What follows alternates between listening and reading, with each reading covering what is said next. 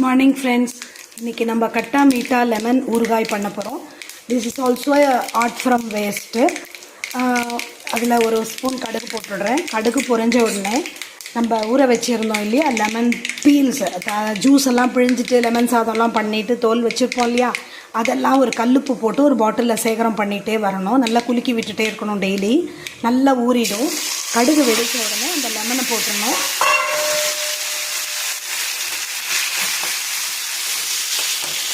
ஊறின lemon பத்தெல்லாம் போட்டுடணும். அது நல்லா உப்பு நம்ம அதிலே போட்டிருக்கோம்.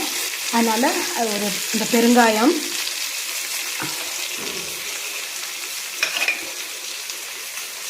மஞ்சள் தூள், மிளகாத்தூள் எடுத்து வச்சது எல்லாம் போட்டுடுறோம். நம்ம அதிலே போட்டுட்டு அது நல்லா மிக்ஸ் ஆகும். அதுலேயே நல்லா ஊறி இருக்கிறதுனால இந்த உப்பு மஞ்சப்பொடி, உப்பு இருக்கும் ஏற்கனவே, மஞ்சப்பொடி மிளகாய் தூள் எல்லாம் நல்ல இதுவாகும், சேர்ந்து வரும். சேர்ந்து நல்லா ஒரு 5 minutes நல்லா வதக்கிட்டே இருக்கணுங்க. நல்லா பெரட்டி விடணும். வேணும்னா இன்னும் கூட எண்ணெய் கூட விடலாம், நல்லா இருக்கும். அது பண்ணிவிட்டு நல்ல ஒரு 5 minutes வேகட்டும். நல்லா வதங்கிடுச்சு. வதங்கினதும் நம்ம எடுத்து வச்சுருக்கிற வெல்லம் காமிச்சேன் இல்லையா, அந்த வெல்லம் போட்டுடணும்.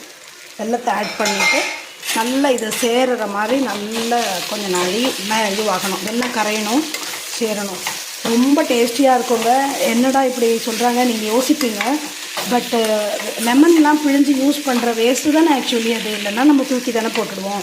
அதை நல்லா கொட்டெல்லாம் எடுத்துட்டு கல்லுப்பு போட்டு ஒரு கண்ணாடி பாட்டிலில் போட்டுட்டு டெய்லி குலுக்கிட்டே வந்தீங்கன்னா நல்லா ஊறிடும். இன்னும் கொஞ்சம் நேரம் எல்லா பொருள்லாம் கொஞ்சம் நிறையா சேர்ந்த பிறகு கூட நீங்கள் சேர்த்து இந்த இது இனிப்பு ஊறுகாய் செய்யலாம். ரொம்ப நல்லா இருக்குங்க, ரொம்ப டேஸ்டியாக இருக்கும். நீங்கள் பண்ணி தான் பாருங்களேன்.